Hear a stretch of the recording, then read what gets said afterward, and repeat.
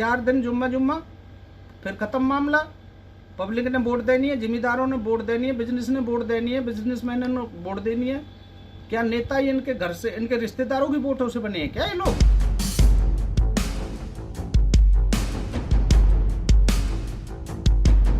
पहली सरकार ने क्या किया किसानों के लिए?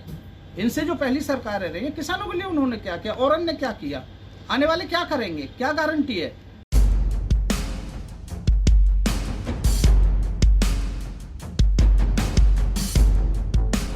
मंडियों में जो अफसर बैठे हैं वो भी महान निकम्मे बैठा रखे हैं, उन पर कोई प्रतिबंध नहीं है। वो लोग भी अपने उसमें कोई भी व्यक्ति अपनी भूमिका, अपनी नौकरी सही ढंग से नहीं कर पा रहा।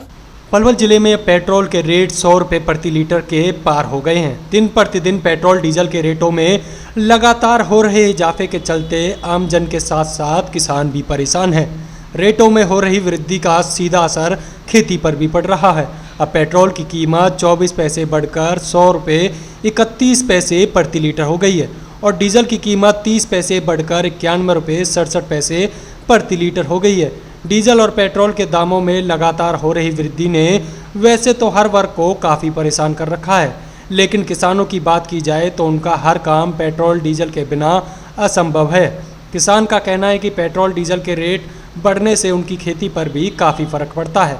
फसल में पानी लगाने के लिए किसान को इंजन में जुताई के लिए ट्रैक्टर में डीजल की ज़रूरत पड़ती है। इसके अलावा उन्हें खाद बीज खरीदने से लेकर फसल बेचने के लिए भी वाहनों की ज़रूरत पड़ती है। इसलिए पेट्रोल डीजल के रेटों में लगातार हो रही बढ़ोतरी के चलते किसानों को काफ़ी परेशानियों का सामना करना पड़ रहा है। किसानों का कहना है कि उनके लिए खेती दिनों दिन घाटे का सौदा होती जा रही है, क्योंकि पेट्रोल डीजल के दाम लगातार बढ़ने से उनकी खेती में लागत और अधिक बढ़ जाती है। उन्होंने कहा कि एक तरफ तो किसान को पहले ही उनकी फसल का दाम मार्केट में कम मिलता है, दूसरी तरफ पेट्रोल और डीजल के दामों में लगातार हो रही बढ़ोतरी के चलते किसानों की आर्थिक स्थिति भी खराब होती जा रही है। किसानों ने सरकार से मांग की है कि पेट्रोल डीजल के दामों पर कटौती की जाए। किसानों का कहना है कि तेल के रेट बढ़ने से आयात निर्यात में वाहनों का किराया भी बढ़ जाता है। वाहनों का किराया बढ़ने से अन्य खाद्य सामग्री व ज़रूरत की वस्तुएं भी महंगी हो जाती है। उन्होंने कहा कि अगर सरकार ने पेट्रोल और डीजल के दामों में कटौती नहीं की और बढ़ती हुई महंगाई पर रोक नहीं लगाई तो पूर्व की सरकारों की भांति सरकार को भी उन्हें वोट की चोट से जवाब देना आता है। इसलिए सरकार को किसानों और आमजन की ओर सोचना चाहिए, क्योंकि इस कोरोना महामारी ने वैसे ही लोगों की कमर तोड़ कर रख दी है और ऊपर से महंगाई दिनों दिन बढ़ती जा रही है। किसान, सरकार, मजदूर, व्यापारी, ये सब लोग, सरकार जो है इनका सुन नहीं रही है किसी भी तरीके से। सरकार को प्रतिबंध लगाना चाहिए। भाई पेट्रोल डीजल पे महंगाई कम से कम नहीं बढ़नी चाहिए। सिलेंडर देखिए 900 से ऊपर का हो गया। अरे जो हमारे हलक के अंदर हमें जो है अन्न उतरता है वो किसानों से ही तो आता है। कहाँ किसानों की उपज है, कहाँ सिलेंडर की आप देखिए, गैस का कितना रेट बढ़ा दिया।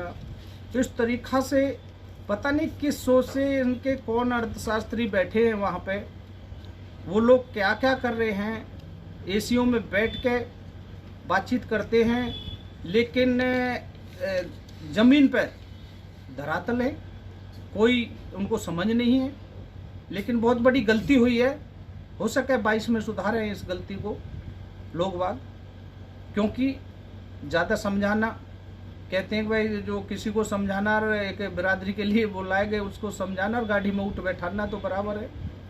तो मेरा कहने का मतलब ये है, पब्लिक को समझाना भी हंसी खेल नहीं है। जो इसकी समझ में आता है, चाहे इसके भले ही कांटे बुभरे हों, तो पब्लिक भी इसी तरीक़ा से एक आँख मूंद के वोट दे देती है। अब आज उसका पछताना पड़ रहा है। आज हमारे साथ जो है ये हालात है, 100 से ऊपर का पेट्रोल। किसान तो ये लगा लो भैया, किसान के बारे में तो विचारों के बारे में क्या कहें, बड़ा भारी नुकसान है रेट बढ़ने से। मेरा तो सीधा सीधा एक ऑब्जेक्शन ये है कि भाई बहुत भारी नुकसान है किसानों का, क्योंकि मैं किसान बेटा भी हूँ छोटा सा, ऐसी कोई बात नहीं है। कभी हमने किसानी ना की हो, मेरे दादा ने भी की है, पिताजी ने भी की है, हमने भी की है। मैंने वो चीज़ चलाई है, रेहट चलाया, परोहे चलाए, ट्यूबवेल चलाया, ये सारी चीज़ें हमने, रेहट डिगाया, ये सारी चीज़ें, हल चलाया, मैज लगाई, क्या नहीं किया हमने। आज हम थोड़ा व्यापारी बने, अपना दिमाग बदलाए कि ठीक है इन चीज़ों को छोड़ के व्यापार में हम पड़े, तो आज व्यापारी बने और व्यापारी में भी हम बहुत अच्छी मेहनत कर रहे हैं। तो इस तरीक़ा से मैं तो किसानों को भी कहूँगा, भैया अपने अपने बालकों को बहुत ही अच्छे तरीक़ा से बिजनेस में लाने की सोचो और बिजनेस में ला के और अच्छे तरीक़ा से एक नरमी लाओ और नरमी ला के और अपना पैसा कमाओ और अपने घर परिवार को करो, क्योंकि ऐसे आगे चल के तो बड़ी दिक्कतें आएंगी। खेती क्यारी तो अब ये लगा लो घाटे का सौदा है। सरकार से भी लड़ाई लड़ो, धरना प्रदर्शन करो, भूखे प्यासे भी मरो और फिर भी उल्टा गलती हमारे किसानों की। भाई किसानों की गलती है, किसानों की गलती है। अपने जो ऊपर हमारे, मैं तो कहूँगा कि जैसे छोटी सी भाषा में कहते हैं भाई चोर बैठे हैं, तो चोर बैठे हैं वो लोग वो क्यों समझेंगे, जो खुद चोर बैठे हैं वो क्यों समझेंगे, किसान क्या लगता है उनका। तो इस तरीके से मैं तो यही कहूँगा आपके माध्यम से कि किसानों पे बहुत बड़ी विपदा है और ये विपदा भी छटेगी। ऐसा नहीं 12 वर्ष में घूरे की भी बदले, कभी किसानों के अच्छे दिन भी आएंगे, ऐसी कोई बात नहीं है और खुशहाल भी होगा। लेकिन फिलहाल नहीं लग रहा है भाई खुशहाल हो। 4 दिन जुम्मा फिर ख़त्म मामला। पब्लिक ने वोट देनी है, जिम्मेदारों ने वोट देनी है, बिजनेस ने वोट देनी है, बिजनेसमैन ने वोट देनी है। क्या नेता ही इनके घर से, इनके रिश्तेदारों की वोटों से बने हैं क्या ये लोग? ये पब्लिक की, आम पब्लिक की। मैं एक समाज सेवी आदमी हूँ, मैं ये छाती में हाथ मार के कह रहा हूँ कि आम पब्लिक की वोटों से बने हैं। और आम पब्लिक जिस दिन समझेगी, पब्लिक के अंदर जब जाएंगे लोग और अच्छे लोग जब जाते हैं उनको समझाते हैं, उनकी समझ में आती है। ना पहली सरकार ने क्या किया किसानों के लिए, इनसे जो पहली सरकारें रही हैं किसानों के लिए उन्होंने क्या किया और अन्य क्या किया, आने वाले क्या करेंगे, क्या गारंटी है। लेकिन खुद की गारंटी खुद को ही लेनी पड़ेगी। किसान को अपनी मजबूतियाई से अपने लड़ाई लड़े और इन लोगों से तो कभी उपेक्षा ही ना करें भाई सरकार कोई हमारा भला करेगी। इसी घाटे का सौदा है। क्यों? एक हर चीज़ आसमान छू रही है और उनका रेट के बारे में आप पता ही है। अब देख लीजिए, मंडी में ले जाएं तो दुखी, बाहर बेचें तो दुखी। कहीं अब इन्होंने एक इंटरनेट पे डालने की वो जो मुहिम जो डाल रखी है, उस पर लोग ट्रॉली वहाँ भगाए डोल रहे हैं, वहाँ भगाए डोल रहे हैं। 4-4 दिन वहाँ पर फसल ना बिच रही, लेकिन ढंडोरा पीटते हुए फसल बहुत बिछ रही है, फसल बहुत बिछ रही है। लोग खुद ही आके कहते हैं जी हमारी इतने दिन तो वहाँ फसल पड़ी है और ऐसे ऐसे पड़ी है। अब ये बताओ क्या है, ये क्या चीज़ है? मंडियों में जो अफसर बैठे हैं वो भी महान निकम्बे बैठा रखे हैं, उन पर कोई प्रतिबंध नहीं है।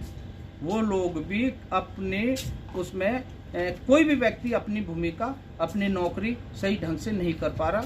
मंडियों में भी अफसर इस तरीक़ा के बैठे जो सरकार की लगाते हैं, किसान जाओ बाहर में, जबकि किसान का बहुत मोटा नुकसान है और वो किसानों के ही बेटे हैं, कोई बाहर से नहीं आए। अगर बेटे भी ना होंगे तो इस इलाके के होंगे, इलाके के नहीं होंगे तो जहाँ से भी आए हैं तो नौकरी तो कर रहा है, वो पैसा तो हमारी जेब से ले रहा है ना।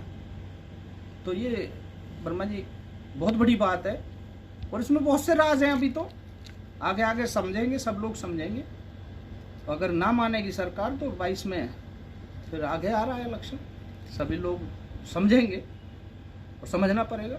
मुंह की खानी भी पड़ सकती है सरकार, मुंह की खानी पड़ेगी, क्योंकि अगर मैं गलत कर रहा हूँ तो मेरा इलाज नहीं है क्या? तो ये कोई ना समझे कि आज मैं सीट पे बैठ गया तो मैं ही धन्ना सेठ हूँ और मैं ही सर्व ये हूँ, सब कुछ मैं ही हूँ। तो ऐसा कुछ नहीं है। देखो, ये तो बिल्कुल स्पष्ट है कि अगर डीजल के दाम बढ़ते हैं तो खेती की लागत बढ़ती है और खेती की लागत बढ़ती है तो किसान का मुनाफा कम होता है। जब किसान का मुनाफा कम होगा, पहले किसान बेचारा है, उस पर पहले ही बहुत कर्ज का दबाव है, उसके बाद फिर से डीजल के दाम बढ़ जाने, पेट्रोल के दाम बढ़ जाना, ये सब उसकी आमदनी को कम करता है, जिसके कारण उसको परिवार निर्वाह में भी दिक्कत होती है। बच्चों की स्कूल की फीस है, बाकी और सारे रोज़मर्रा के खर्चे हैं, उन सब चीज़ों पे बहुत प्रभाव पड़ता है। अगर मान लीजिए आप डीजल के दाम बढ़ते हैं तो उसका प्रभाव हर चीज़ पे पड़ेगा। किसान का यूरिया जो ट्रकों में लद के आता है, ट्रक वाले अपना भाड़ा बढ़ा देंगे, ट्रक वाले भाड़ा बढ़ाएंगे तो दुकानदार अपने दाम बढ़ा देगा। तो ये सारी चीज़ों का पूरे देश में फ़र्क पड़ता है डीजल पेट्रोल के दाम बढ़ने से। पेट्रोल जो है 100 के पार हो चुका है। आज का जो रेट की अगर हम बात करें तो 100 रुपये 31 पैसे का रेट है। तो ऐसे में आम जनता पर किस तरह का प्रभाव पड़ेगा? देखिए, आम जनता, पेट्रोल और डीजल दो चीज़ हर आदमी की आज की डेट में लाइफलाइन बन चुकी है। अगर कोई टू व्हीलर से जाता है तो वो ये नहीं है कि उसको शौक है, वो उसकी मजबूरी है आज की डेट में मोटरसाइकिल रखना। कोई कार से जाता है, कोई वो मजबूरी हो गई, क्योंकि ये उससे आमदनी का जरिया है। कोई सामान ढोता है मोटरसाइकिल पे, कोई सब्जी वाला सब्जी का ठेला लगा लेता है, उसके पीछे वो भी पेट्रोल से ही चलती है। कोई आदमी जॉब पे जाता है, वो भी पेट्रोल से ही चलती है। तो ये सारे जो डीजल के पेट्रोल के जो दाम बढ़ रहे हैं, ये सारे आम जनजीवन के जो जीवन चल रहा है उसको अस्त व्यस्त कर रहे हैं, उसका सारा बजट बिगाड़ रहे हैं और उनका जीना पहले तो दुश्वार हो रहा था और ये और ज़्यादा गड़बड़ होने वाली है। लोगों की आमदनी घटती जा रही है, लोगों को अंदर गुस्सा फूट रहा है, बहुत एक चिंगारी सुलग रही है आम आदमी के दिमाग में। सरकार के प्रति बहुत रोष है, लोग चाहते हैं पर फिलहाल कुछ हाथ में नहीं है। जब वक्त आएगा तो लोग जवाब भी देंगे इन सब चीज़ों का। बेरोजगारी हुई, पेट्रोल डीजल के दाम हुए, इस तरह की सारी चीज़ों का जवाब लोगों के पास है और वो वक्त आने पे देते हैं। 2014 में बीजेपी का एक नारा था कि बहुत हुई महंगाई की मार, अब की बार मोदी सरकार। क्या लगता है जो नारा और जो सपना लोगों को दिखाया गया था वो कहाँ चूक रही सरकार की? जो लगातार महंगाई बढ़ रही है, सरकार उस पर खरी नहीं उतर रही है जो नारा उन्होंने दिया था। ये तो अतिशयोक्ति होगी ये नारे तो, क्योंकि आपको अगर ध्यान हो तो अमित शाह जी ने अपने एक इंटरव्यू में कह दिया था कि ये सब तो जुमले हैं। तो ये नारे नहीं थे, ये जुमले थे उस वक्त। आपको एक आंकड़े के हिसाब से बताऊं, हिंदुस्तान के अंदर हर आदमी प्रति व्यक्ति अगर कोई 100 रुपये कमा रहा है तो उसका 50 रुपये पेट्रोल डीजल पे खर्च हो रहा है। अगर यही बात आप अमेरिका की ले लो तो प्रति व्यक्ति अगर 100 रुपये अमेरिका में आदमी कमाता है तो सिर्फ 50 पैसे खर्च होता है। जब तक लोगों को सेविंग नहीं बढ़ेंगी, जब तक लोग सक्षम नहीं होंगे, देश कैसे विकास करेगा? मुझे कोई गणित निकाल के समझा दे। कोई इकोनॉमिक्स इनके पास हो बीजेपी के पास, वो आ जाए सामने डिबेट कर ले। जब तक लोग विकसित नहीं होंगे आप कैसे विकसित देश की बात कर सकते हो? लोग तो धराशायी हुए जा रहे हैं।